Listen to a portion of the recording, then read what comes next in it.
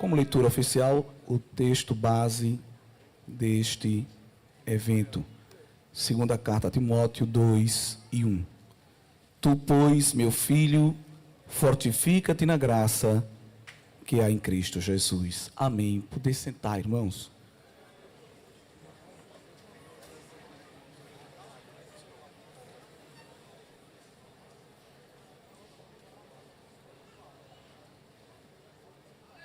Meus irmãos, preparei, na inspiração do Espírito, um breve estudo, também trazendo aquilo que Deus colocou em nosso coração.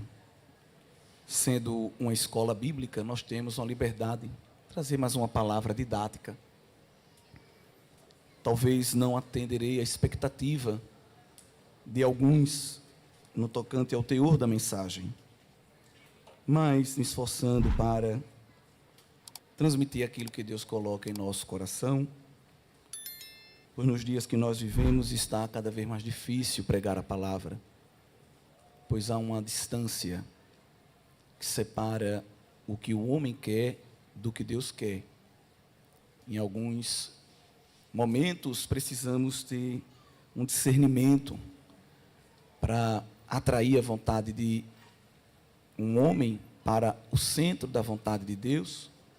E o melhor caminho, ou um dos melhores, é o ensino da palavra. E me sinto aqui espremido entre gigantes, pois a gente que vai falando já no final do evento tem uma tarefa mais difícil. Tantos homens de Deus aqui passaram e não vinha ao culto, mas estava sempre ouvindo, em particular a mensagem que foi pregada ontem pelo pastor Gilvan, golpeou a minha vida, a minha alma, em algumas coisas que tenho refletido ali, quando ele falou do Monte da Transfiguração. E ficou impresso no meu coração aquela verdade de que muitos querem conhecer Jesus embaixo do monte. E ali embaixo a gente conhece o que Jesus faz. Mas há aqueles que sobem o monte para conhecer Jesus pelo que Ele é. Fica como uma revisão do que foi falado. A graça de Deus, irmãos, é uma das doutrinas mais tremendas das Escrituras, que está ligado com a doutrina da salvação, também está ligado com a soberania de Deus. A graça é um mistério, mas é revelado nas Escrituras, né? Dentro do estudo teológico é muito profundo. Existem vários nomes para tentar descrever aquilo que Paulo disse que é a multiforme graça de Deus, ou seja, ela tem várias formas. E os teólogos vão denominar graça comum, graça eficaz, graça preveniente, graça atual, graça habitual, graça santificadora. Mas tudo isso foi resumido aí pelo apóstolo como a multiforme graça de Deus. E tem uma frase até que o nosso pastor já citou aqui, que é muito didática, tentando explicar o que é a graça e a misericórdia. A graça é aquilo que a gente recebe de Deus, que a gente não merece. E a misericórdia é o que a gente deixa de receber, que a gente merece. Então, por exemplo, nós merecemos a ira de Deus. A misericórdia entra em cena para a gente não receber o que a gente merece, que é a ira. E a graça é o contrário. É Deus dando algo a gente sem explicação. Não é baseado no mérito, não é baseado no que a gente fez, no que a gente é, no que a gente tem. É baseado tão somente na sua soberania. E a graça não pode ser barateada, vulgarizada. Porque às vezes há uma impressão, e até Paulo escrevendo à igreja em Roma explicou isso, de uma ideia de que a graça traz uma liberdade exacerbada que vira até libertinagem. Eu estou na graça, é a graça do Senhor, Ele me entende, Ele me compreende, Ele me ama. E Paulo disse, olha, a gente não recebe a graça de Deus para pecar mais, pelo contrário, ela nos traz a uma responsabilidade. E a graça de Deus não está relacionada a mim, está relacionada tão somente a Ele, tão somente à vontade dEle, operada e imperada na minha vida. Não precisa gastar muito tempo para relembrar que Deus faz o que Ele quer. E há diversos textos bíblicos que mostram isso. Salmo 115 diz que o nosso Deus está nos céus e tudo faz como lhe agrada. E há outros textos tremendos. Nós temos primeiro livro de Samuel, capítulo 15, versículo 29, quando diz que a glória de Israel não mente, nem se arrepende, porque não é homem para que se arrependa. Deus é imutável na sua personalidade, na sua vontade, nos seus propósitos, nas suas palavras. O irmão que antecedeu aqui mostrou que Deus não mentiu, não deixou passar nada do que tinha lhe dito. Esse é o nosso Deus. Isaías 31, verso 1 e 2 diz que o Santo de Israel não retira as suas palavras. O que ele fala, faz. Não há distância entre o falar e o fazer de Deus. Ele é o primeiro e único comprometido com o que ele falou. Não precisa de lembretes, não precisa de cobranças. E é o único que, ao fazer promessas, faz questão de relembrar as promessas que fez. Enquanto o homem, principalmente o corrupto, torce para que as pessoas esqueçam as promessas que ouviram, o Deus verdadeiro, quando o homem esquece, ele aparece para relembrar. Porque ele tem um compromisso com a sua palavra. Por ser fiel a ela, ele não pode negar-se a si mesmo. Os dons, a vocação que Deus nos deu são irrevogáveis, como diz Romanos 11 e 29, Tiago 1 e 17. Deus não muda, ele é imutável em tudo. Ele não melhora, ele não é aperfeiçoado, porque ele já é a própria perfeição. Ele também não sofre declínio nem deterioração. Ele não degenera, ele não precisa ser completado, ele não precisa passar por um polimento, ele é contente e contido em si mesmo. Nenhuma propriedade vem para colocar algo em si. Ele, por sua vez, é que preenche os vazios de todas as coisas, porque ele é o Criador e mantenedor de tudo. E nesta soberania, Deus está assentado. Há homens que são pó, e Deus faz questão de colocar o homem no lugar do homem. Deus disse para o profeta Isaías: diga para as nações poderosas que eles para mim são como aquele pó que sobra na balança. Quando pesa a macaxeira, o inhame, a batata doce, passa o dia trabalhando e fica aquele pó ali, que não influi nem contribui no peso.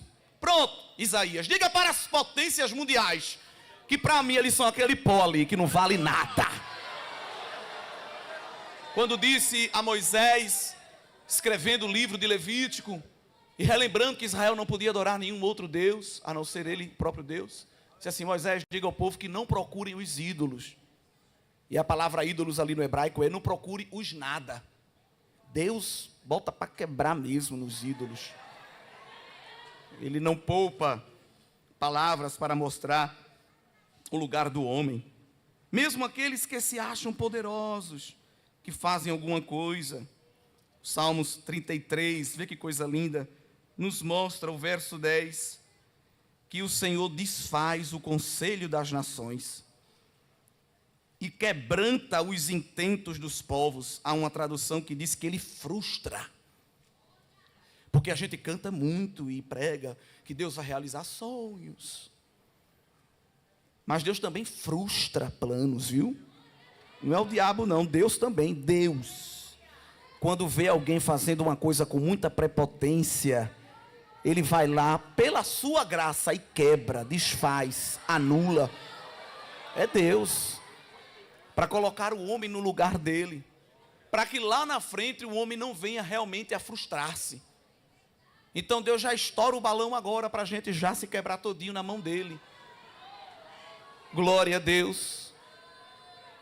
E às vezes a gente fala um pouco de Deus como se ele fosse só esse camarada bonzinho, que está preocupado em satisfazer nossas necessidades básicas, corriqueiras. Inclusive, se José do Egito estivesse vivo, ele ia corrigir um bocado de pregação e um bocado de canção nos cultos, que pegam a experiência de José do Egito e dizem assim: olha, Deus está sonhando os sonhos que Deus sonhou para você, vai realizar. Aí é o sonho da faculdade, o sonho da casa própria, o sonho do namoro, do noivado, do casamento, da riqueza, da estabilidade, sei lá o quê. Aquela aspiração, aquele desejo que eu tenho, como que Deus olha do céu, você quer isso? Tá, papai vai fazer. E pegam a história de José como se aquele sonho de José fosse ele que tivesse dito, eu quero reinar um dia, eu quero ser maior que meus irmãos, eu quero ser maior que meu pai. Aquilo não parte de José, irmãos. É Deus que entra na mente dele e dá aquela revelação. Uma revelação tão absurda que irrita os seus irmãos. Uma revelação tão absurda que irrita os seus pais. Mas seu pai era crente. E no segundo sonho que José contou, a Bíblia diz que Jacó se calou. Ele não disse, ele não inflou o ego do filho. Ele não compôs um e disse, agora tu vai reinar. Agora tu vai dar a volta por cima. Agora tu vai se destacar e o resto é resto. Não, ele se calou. Isso eu não vou inflar o ego dele não, porque é muito grande o que Deus está dizendo que vai fazer com esse menino, que nem ele suporta saber agora. É por isso que eu disse no começo da mensagem que talvez a mensagem que eu tenho não vai de encontro à sua expectativa, me perdoe. Mas estamos muito inchados, estamos muito avolumados de coisa nenhuma. Porque de que é que um balão está cheio? De ar. E ar tem em todo canto, tem em todo lugar. O que está dentro do balão também está fora. Deus nos quer encher de coisa que não tem lugar nenhum, só nele. Isso verdadeiramente é ser cheio, irmãos. E quando passa o tempo que José tem a oportunidade de receber seus irmãos, ele não canta dizendo, olha eu aqui. Não estou falando mal da canção, porque depois pega essas pregações da gente, corta um pedacinho. O espírito de Jezabel faz isso. Bota aí nas redes sociais. Aí diz que a gente é intolerante, preconceituoso, homofóbico. É tanta coisa que dizem. Não ouve a pregação inteira, porque esse tipo de gente não ouve 1 hora de pregação. Vive de vídeo curto. Vive de curta-metragem. Pode cantar a música que você quiser. Mas no contexto da glorificação de Deus, demonstrando o que é a graça, José não tomou aquela vitória para ele, que aquilo não era a vitória dele, era a vitória de Deus. E quando seus irmãos vieram dizer, perdoa pelo que a gente fez, ele disse, meus irmãos, na verdade, foi Deus quem quis assim. Foi o Senhor que estabeleceu esse caminho, para que toda a terra escapasse da fome. Eu fui apenas um veículo da graça. Não dá tempo de se avolumar. Quando Deus fez o copeiro e o padeiro esquecer dele. Um morreu, o outro ficou vivo. E depois de um tempo, Deus fez se lembrar. E quando disse a Faraó, eu conheço um que interpreta sonho. Eu conheço um que é do manto, do mistério. Encheu a bola de José, leu o currículo dele. E quando ele é chamado, introduzido, ele vem na humildade, reconhecendo que era graça. E Deus diz assim, ou melhor, Faraó, és tu aí o que interpreta os sonhos, né? Revela os mistérios. Disse, não, o Senhor, o meu Deus, se Ele quiser, Ele dará a Faraó esta interpretação. É diferente, irmão. Mas Deus, Ele não só realiza, Ele não só faz, Ele também quebra, Ele também desfaz. Isso faz parte da sua graça. Deus levanta, mas Ele também abate. Não é o diabo não, é Deus quem abate. Isso tudo está envolvido com a soberania de Deus, demonstrando a sua graça. E até o homem que acha que é alguma coisa, Salomão mostra que ele não é nada. Provérbios 19, 21, não é escola bíblica, sim ou não? Sim. É escola bíblica?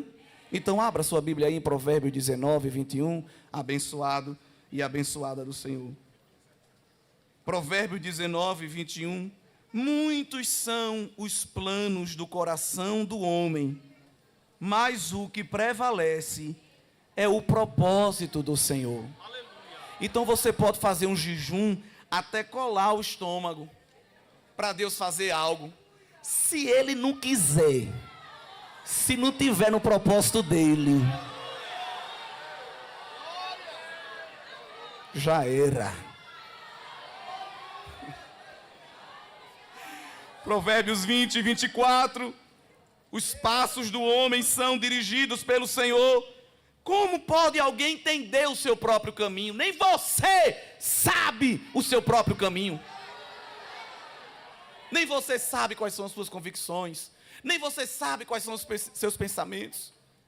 De tão impotente que nós somos. Agora Deus, veja aí o que Ele faz. Capítulo 21, verso 1. O coração do rei, do homem grande, é como um rio, controlado pelo Senhor. Deus o dirige e ele vai para onde Deus quer. Até os poderosos têm que se curvar diante da vontade de Deus. Isso tem a ver com a soberania de Deus. Provérbios 21, versos 30 e 31.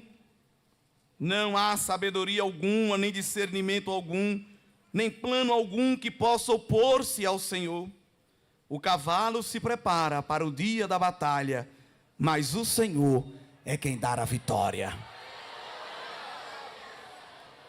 E tem gente aí pregando e cantando a beleza do cavalo, a força da perna dele, a cor do pelo. Fala mais do cavalo do que do Senhor. Não é nem do homem, é do cavalo. E para dizer que é hino, ou para dizer que é louvor, botam a palavra Deus lá, em algum verso, e vira hino. Mas só louva o cavalo. É o cavalo que tem o músculo, é o cavalo que tem a crina. É que quando o cavalo relinchar, você vai tremer, e Deus vai usar o cavalo. Pronto, virou hino só porque tem a frase Deus vai usar o cavalo. Mas o resto dos versos tudinho é só o cavalo. Quem tiver espírito que entenda.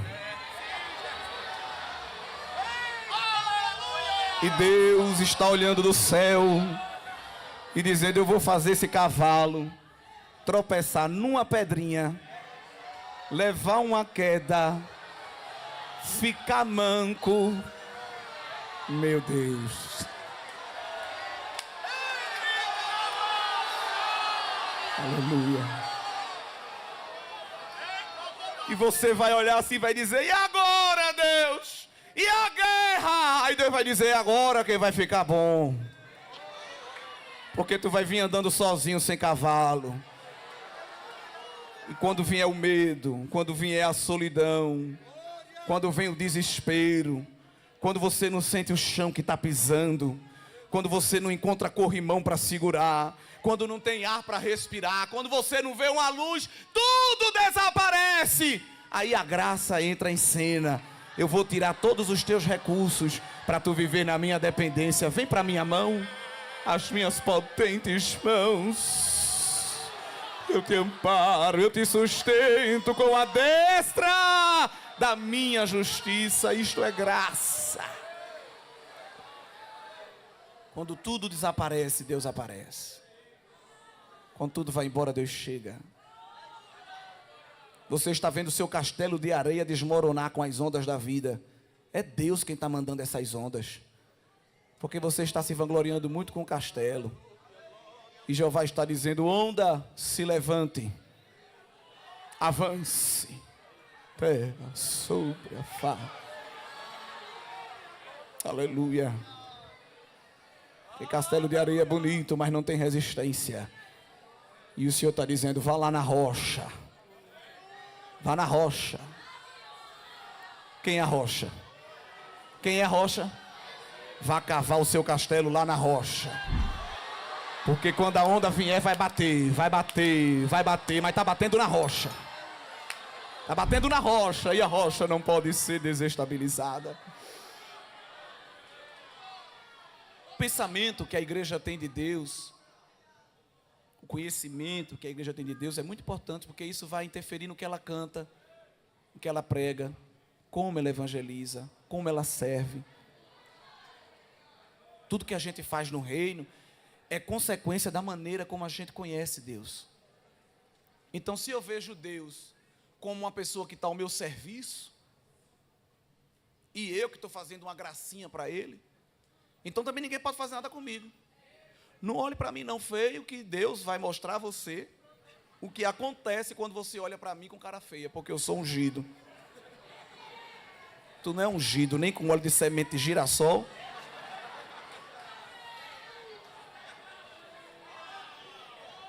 Nem aquele óleo que sobrou lá da manutenção do carro.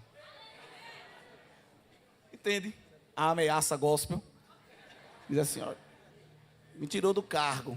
Deus vai ferir ele. Porque eu era a 4ª secretária, Deus usou um vaso que eu ia subir de degrau. Era no mínimo para ir para a 3ª secretária. E o dirigente tirou, não tem visão, Deus vai moer ele. Não, minha filha, Deus já está moendo, é você não está percebendo. E o seu dirigente está sendo a moinha de Jeová na sua vida para tirar do seu ego, tirar a sua vaidade. A azeitona está sendo prensada, mas tem óleo escorrendo na presença de Deus. Aleluia. Glória a Deus. Não é fácil, irmãos, falar a palavra, não é fácil. Talvez alguém pense que é fácil, não é fácil. Mas Deus sempre teve um pacote de graça para mim e para você. Mesmo aqueles que a gente olha e diz assim, misericórdia, Jesus. Essa criatura aí, só a graça. Porque a graça é uma palavra polissêmica, tanto teologicamente, até na língua portuguesa, não é? Deixa de graça. Eu estou só a graça, eu estou pela graça. E cada contexto determina o significado. Mas Deus sempre teve um pacote de graça disponível para revelar a sua soberana vontade. A gente costuma até, não estou dizendo que estamos errados totalmente fazer isso, mas fomos até condicionados a dicotomizar que o Antigo Testamento é o tempo da lei e o Novo Testamento é o tempo da graça. E isso está parcialmente incorreto. E se você, como tarefa de casa, quiser ler a carta aos Romanos, vai observar quão ousado, pelo Espírito, Paulo foi para desfazer essa dicotomia. E para o clero, para o alto conselho judaico, aquilo é uma blasfêmia. Porque Paulo quis mostrar aos irmãos, o que está ali em Romanos, que justamente não existe essa dicotomia. No Antigo Testamento, Deus também opera a graça. E como opera? E no Novo Testamento, a lei, ela continua ainda em exercício. Mas quando falo lei ali, não é o sentido do legalismo, da religiosidade. É a palavra, porque a palavra graça tem vários significados, a palavra lei também. E quando nós estamos vendo o uso dela no Novo Testamento e no Antigo, precisamos entender o contexto do que ela está querendo se referir. Mas, de maneira geral, lei significando a palavra de Deus, ela continua operando em nossas vidas. A maior prova é que Jesus disse, não cuidem, que eu vim destruir a... Não vim. Não pense que eu vim revogar, não pense que eu vim trazer uma anarquia. Na verdade, eu vim cumprir a lei. E Paulo, escrevendo aos Romanos, diz que o fim da lei é Cristo. Mas a lei ali é o legalismo. Era o judeu que achava que por se circuncidar era salvo. Por não comer porco, era salvo. E trazendo esse legalismo para hoje, porque canto o hino da harpa, porque eu uso saia, porque eu uso gravata. E podemos ir adotando aí várias ideias legalistas que diz assim, eu estou comportado. Eu frequento a EBD, eu sou dizimista fiel. São os fariseus da nova era aí, do novo tempo, entende? Nunca fui disciplinado, pode pegar o registro da igreja, não tem lá nome meu, meus antecedentes criminais eclesiásticos estão ótimos, entendeu? Nunca dei trabalho a nenhum pastor, eu não sou crente que dou trabalho, eu sou crente que trabalho. E aí ele nunca leu aquele texto de Salomão dizendo assim, seja a boca do outro que te louve, seja o estrangeiro que te elogie. Nós temos ainda hoje os legalistas. Eu estou aqui há 20 anos, irmão, eu posso sentar no banco da frente.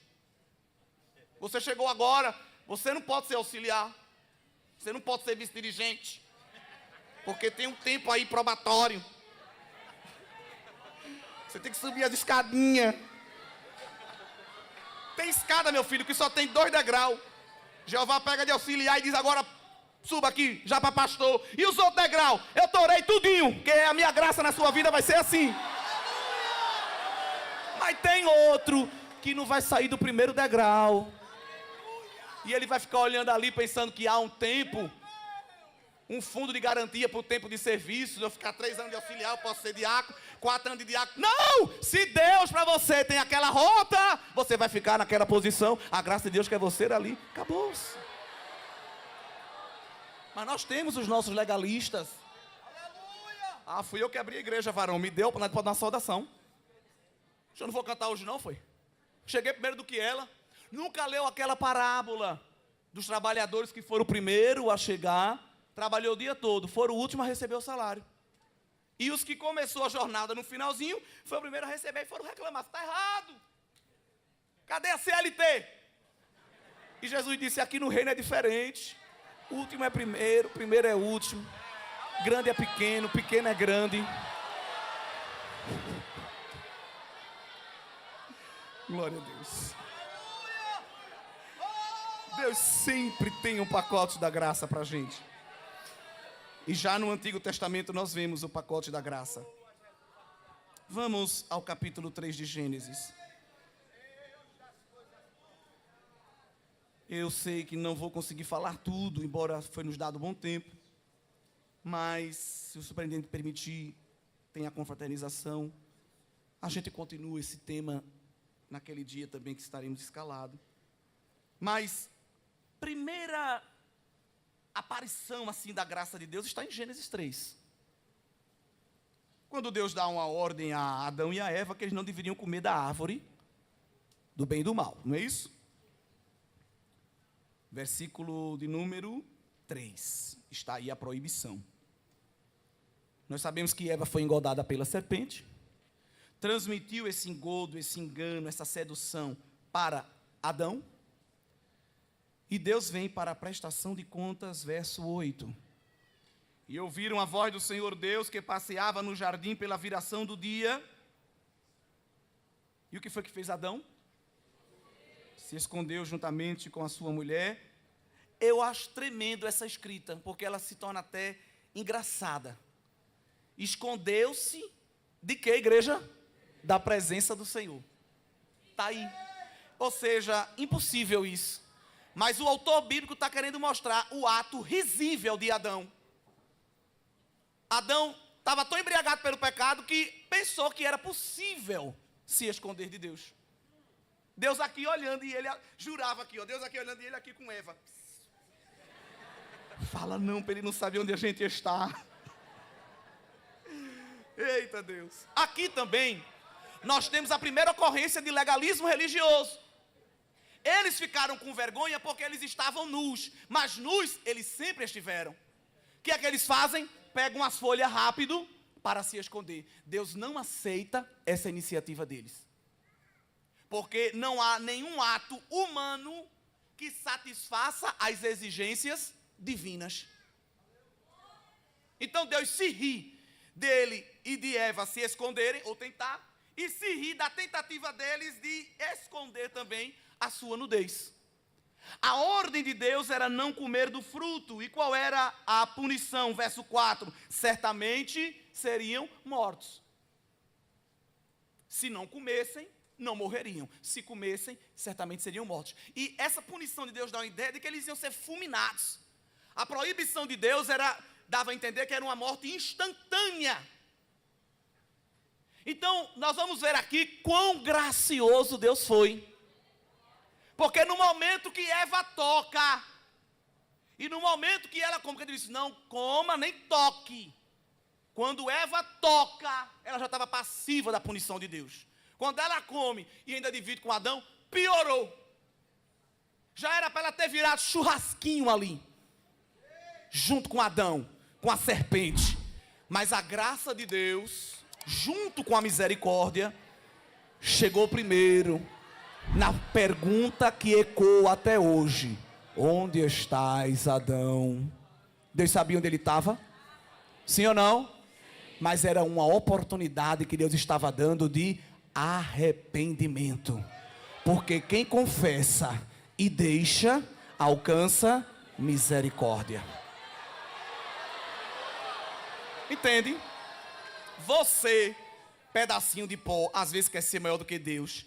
Aí diz assim, ela não vai ser mais minha amiga, porque ela quebrou minha confiança é como cristal, uma vez quebrado não se refaz. Era bom que Deus fosse assim também contigo. E comigo, né? Não quero você mais no meu ciclo de amizade. Você traiu a minha confiança. Grande coisa. Pedaço de argila. Grande coisa que tu és. Grande coisa. Grande coisa. Deus que é Deus não fulminou o homem nem a mulher, mas veio pacientemente perguntar: o que foi que vocês fizeram? Olha a porta da graça se abrindo no Éden, para Deus revelar o plano da redenção eterna, porque Ele não ia destruir o homem, porque a sua graça e a sua misericórdia falaram mais alto. Aleluia.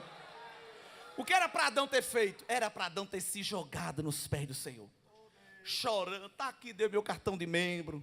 Quando você for repreendido, nunca se explique, aprenda. Quando você for repreendido, aceite, cale-se.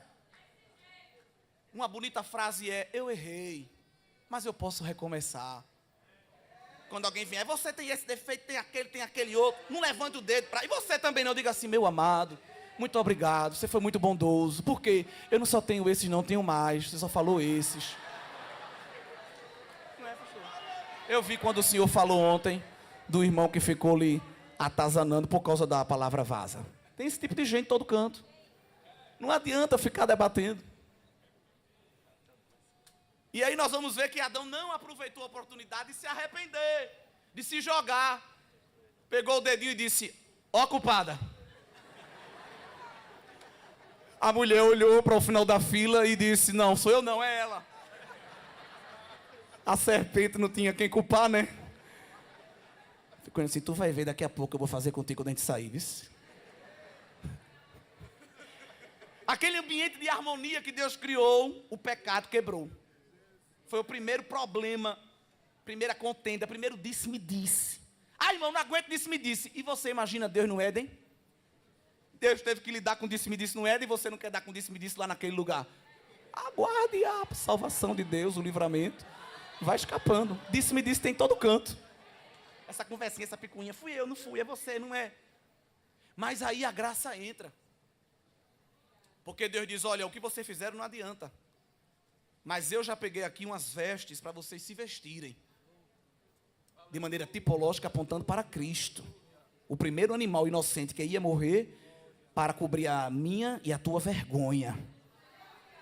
Porque a Bíblia fala muito de vestes de salvação. Aquelas vestes de animal apontavam para as vestes de salvação que Cristo nos vestiu. Profundo, né? A tipologia bíblica. E tem um autor que escreveu uma frase sobre isso, eu gostei muito e vou citar literalmente para não errar. Enquanto o primeiro Adão estendeu sua mão no jardim para acusar Eva, o segundo Adão estendeu seus braços no Calvário para perdoar a igreja. O primeiro Adão culpado transferiu a culpa para a esposa. O segundo Adão inocente assumiu a culpa da esposa. O primeiro Adão tentou se salvar a condenar a esposa a uma morte fulminante. O último Adão entregou a sua vida para que a esposa, a igreja, não fosse condenada. Você só está aqui porque o último Adão chegou na minha vida e na sua vida. Quem é o último Adão? O nome dele é Jesus, a semente da mulher. O diabo estava gargalhando, o Senhor bradou e disse: olha, tu vai viver ferindo o calcanhar, mas da semente da mulher vai vir um que vai te ferir a cabeça, porque o plano da redenção de Deus já estava montado desde a fundação do mundo. Louvado seja o nome do Senhor. Quando tudo tiver perdido, a graça de Deus entra em ação. A gente era para estar só a poeira, mas a mão de Deus tem nos alcançado e transformado a gente em vaso. E a vontade de Satanás é de nos destruir, mas ele se esquece que Deus sempre vem e chega primeiro. Há um outro personagem, também tão antigo quanto Adão, da época dos patriarcas, é Jó, e eu queria encerrar com ele. Tem muitos outros no Antigo Testamento que demonstram a graça de Deus, mas Jó, irmãos, deu um salto teológico muito alto, de compreensão. Algumas pessoas, uma das perguntas básicas de EBD é: como era que os salvos do Antigo Testamento foram salvos se Cristo ainda não tinha aparecido? Eles foram salvos em quê? Aí algumas pessoas dizem na lei. Não, eles foram salvos em Cristo, na esperança de um Messias. Adão não viu a semente da mulher ferir a cabeça da serpente, mas morreu nessa esperança, nessa expectativa. Tanto que deu o nome de Eva, vida, doadora de vida, porque ele agarrou a palavra. E todos os santos, homens e mulheres de Deus do Antigo Testamento, os patriarcas, os reis, os juízes, os profetas e por aí vai, todos eles morreram aguardando com ansiosa expectativa a vinda desse resgatador, desse redentor, desse remidor. Então eles foram salvos também em Cristo, ainda que de maneira tipológica, ainda que somente numa expectativa. E obviamente quem operou isso foi a graça. Leia Tarefa de Casa, Romanos, que Paulo vai explicar isso muito bem. É o tratado teológico sobre a doutrina da salvação. Mas Jó também deu um salto teológico de fé, porque na época de Jó não tinha escritura, não tinha templo, não é? Tinha tabernáculo. Nós estamos com o livro de Jó aí no meio da Bíblia, mas nós sabemos que cronologicamente foi o primeiro possivelmente escrito. Jó remonta de um tempo em que ele não tinha todas as ferramentas completas da disposição da graça, mas Deus sempre tem os seus meios de graça. E Jó, ele estava à frente do seu tempo, que era um homem que já adorava a Deus, já entregava oferta pelos seus filhos. Era um homem que se desviava do mal. Quando ele via o mal, ele não ia lá para ver como era, não. Ele se desviava. Ali tem uma coisa que está parecendo mal. Se desviava da aparência do mal. Tem uns que vai lá, sente a temperatura, o cheiro. Eu sei o meu limite. Tu sabe não, bênção. Tu já está emaranhado e não sabe. Jó não, de longe, eu não quero nem conversa. Vai que isso aí dá errado. E este homem, irmão, passou pelo que passou. Não vou me aprofundar, vocês conhecem bem a história dele. E teve hora que Jó disse: Deus, o senhor está pegando pesado. E procurou um lugar para se segurar nas tormentas da vida. Veio o capítulo 9, verso 2. Jó mostrando a esses cantores e pregadores aí que meritocracia com Deus não resolve. Eu, na verdade, sei que é assim, porque como se justificaria o homem para com Deus? O que é que eu vou dizer a ele? Qual é a palavra que eu vou apresentar a ele para satisfazer a sua vontade? Verso 3. Se quiser contender com ele, nem que fale de 1000 coisas, isso aqui é uma figura de linguagem de exagero, lhe poderá responder. Vê o que ele diz no verso 19. Quanto à força, eu sei que ele não é forte não, ele bota aí o artigo, ele é o forte. A fonte da força, eu sei que é ele. E quanto ao juízo, quem me citará com ele? Ou outra tradução, quem é que vai entregar a intimação a ele? Para ele comparecer no tribunal e depor. Quem é que vai dizer a ele: olhe Deus, eu determino que este ano vai ser o ano da vitória? Quem é que está falando? É procurar o teu lugar, rapaz. Eu te conheço. Eu profetizo que 2023 vai ser o ano. Aí Deus parece que anota. Ele está dizendo que vai ser o quê? Bota tudo ao contrário aí. Eu não mandei ele falar nada. Não é todo mundo que é Elias, não. Elias disse: segundo a minha palavra, não chove nem tem sereno, nem orvalho. E Deus disse: quem foi que falou isso? Você sabe que Deus é onisciente, ele sabia, né? Mas são figuras de linguagem que usa para a gente entender um pouco. Foi Elias. Carimba. Estou assinando. Indo um pouco mais à frente nessa minha loucura de parafrasear as coisas, chega a ordem para as nuvens: se recolha. Mas rapaz, é tempo de chuva. Foi o Criador, a ordem veio de cima. Que história é essa? Que esse é tempo agora de cair água e não vai cair. Se foi o profeta aí que falou que não era para chover, Deus mandou assinar, carimbar e mandou recolher as nuvens tudinho. Não tem nem água evaporada mais aqui. Agora tá pensando que Elias ficou gravando o vídeo? Grava aí eu falando. Grava aí para tu botar no teu story, que fui eu que falei. Eita, funcionou não, foi? Eu vejo uns, irmão, na hora do culto, assim do nada, quando a câmera pega, vai te converter. Ator, atriz. Aqui não tem performance, aqui tem culto, tem adoração, é da alma, é sincera. Se fosse hoje, pastor Agábio, iam convidar Elias para uma live para explicar como foi que ele fez a alteração das nuvens. Iam fazer podcast com Elias para saber o que é que ele pensava, o que é que ele achava, como é que fazia, dicas de como ser profeta. Ele ia escrever um e-book para todo mundo comprar e treinar como ser profeta. O que foi que ele fez?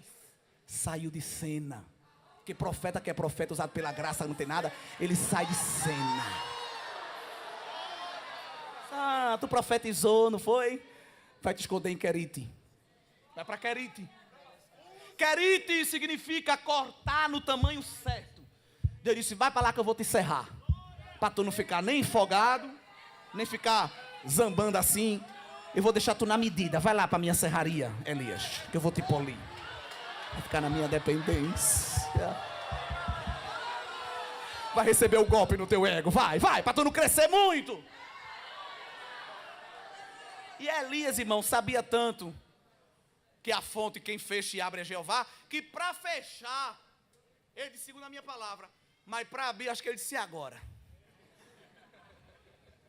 Eu não vou chegar a 12, segundo a minha palavra se abre, que não vai funcionar. Porque Deus não pega essas coisas espirituais, sublime, e faz virar rotina. É muito sério o que eu estou falando aqui. Tem gente que não ora, não jejua, não tem nenhum compromisso com Deus, pega o microfone, não sai da igreja com a paz. Eu profetizo. Eu determino, meu filho, não é assim que funciona não. Nunca foi para um ciclo de oração de manhã. O que vai, na escola, é escola bíblica? Eu disse que a palavra que Deus me deu poderia não atender certas expectativas. Só vai para a ciclo de oração de tarde, chega de 3 horas. Por isso que tinha uma dirigente que eu gostava muito, quando eu era lá de Rio Doce. 3 horas ela botava a igreja de joelho. Ia até 4. Fazia oração final de joelho mesmo. Esses urubu que fica voando por aí, perdia a viagem. Então a criatura não vai no EBD. Não ora no lugar secreto. Não sabe nem o que é isso. Entendeu? Nunca fez um jejum, mas quando pega o microfone, se transforma, um transformer neopentecostal, pseudo-pentecostal, e solta com a metralhadora de Jeová ainda, um bocado de profecia, como se fosse assim. E Elias, que era Elias, se assim, eu fiz isso uma vez, mas 2 não funciona não. Faz um trejeito no culto dá certo, no outro quer fazer igual. Não tem performance. Se eu tenho é que orar, que agora o negócio está estreito. E foi uma oração linda, porque ele orou primeiro para Deus derramar fogo. Não foi assim no Carmelo? E depois ele foi orar para Deus derramar água. A oração dele foi tanta humilhação física que a Bíblia diz em 18 de Reis que ele põe a cabeça entre as pernas. Ele faz uma acrobacia com o corpo para tentar com o seu corpo dizer assim, Deus, olhe, eu não sei para que eu disse aquilo.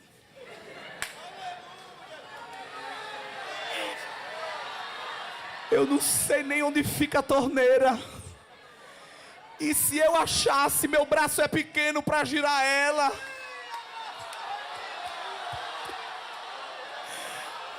Da sobre da arabicanto de assargue de forga.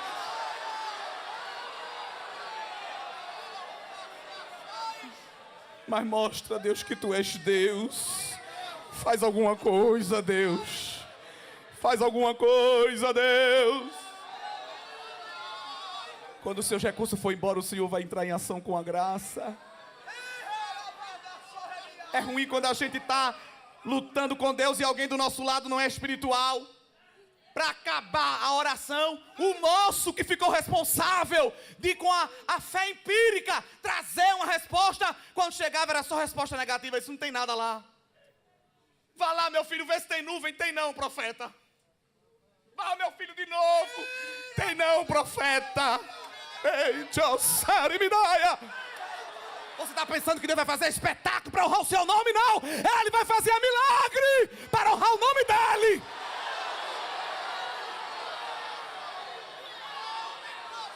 Na 7ª ele disse, eu vi, mas o que eu vi é tão pequeno, é tão ínfimo, é tão desprezível que é mesmo que nada. É uma nuvem, mas ela é do tamanho de uma mãozinha de um homem. E Elias disse, é essa mesmo, vai vir temporal. Vai vir muita água. Abre a tua mão e recebe de Deus graça. Ele não vai te deixar só, não. Ele vai te dar um sinal. Ele vai te dar um sinal. Vai vir resposta. Porque você está se humilhando no altar dele. Ele vai mostrar que ele é Deus. Ele é Deus. Ele não vai deixar você só naquele trabalho. Alguém colocou você lá, lhe jogou lá, e você diz: e agora onde é que eu me seguro? Jesus está dizendo: segure em mim. Eu não estou aqui. Se agarre. Se agarre. Se agarre comigo. Eita Deus. Alguém está testando você. Alguém está pensando que igreja é empresa, querendo ver a sua performance. Mas você está fazendo é a minha obra. E eu não vou deixar você só. Faça a sua parte, que eu, Deus, vou fazer a minha. Deixa alguém embora. Deixa alguém lhe desprezar. Deixa alguém lhe ridicularizar. Eu estou aqui. E a minha graça vai preencher os vazios da sua vida. Jó não sabia onde se segurar. Jó não sabia o que fazer. E agora, a quem eu procuro? No capítulo 16, ele fala algo tão interessante, dizendo assim: será que tem algum homem que possa subir lá para falar com ele por mim? Será que tem alguém para me representar diante dele? Porque ele está no alto. E eu estou procurando alguém aqui, não estou encontrando para me ajudar. Mas no capítulo 19, há um lapso, um lampejo, um relâmpago de esperança. Depois que Jó olha para todo lado e não vê ninguém, ele abre a boca no capítulo 19 e diz: eu sei que o meu Redentor vive. E que por fim se levantará sobre a terra. Eu não sei nem quem é ele, mas eu sei que ele é Redentor. E ele está vindo ao meu encontro. Anos depois, Deus fala na boca de Davi no Salmo 12: por causa da opressão do pobre. Olha Deus respondendo a Jó: e do gemido do necessitado, eu me levantarei agora e darei salvação àqueles que por ela suspiram.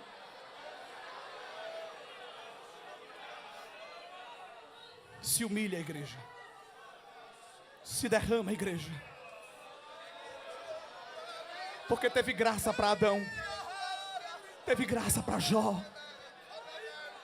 Tem graça para gente assim, olha. Diz a canção que se a graça é um oceano, eu estou afundando. É graça, graça, graça, graça. Jó disse: eu quero um fiador, alguém, um árbitro, alguém para dar uma palavra. No capítulo 7, o autor dos Hebreus disse: ele, Cristo, se fez fiador de uma melhor aliança. Porque a aliança da gente, as alianças que Deus fez com o homem, sempre são quebradas por causa do homem. Foi até tema de um EBJ já, alianças. Mas Jesus se levantou, diz o autor aos Hebreus, e disse ao Pai: já que eles quebram tanto a aliança, eu vou me colocar como fiador deles. Faça, Deus, Pai, uma nova aliança. Ela não vai se quebrar, não. Eu estou dando a minha palavra por eles. Então essa história de ficar cantando, irmão, que você é bonito, cheiroso e é por isso que Jesus gosta de você, que Jesus gosta do jeitinho de você. Como? A Bíblia diz que Ele olha para a gente e vê as nossas vestes como pano de chão, sujo, esfarrapado. Eu quero que se levante um aqui, diga assim: eu contemplei todas as prerrogativas que Deus tem para mim.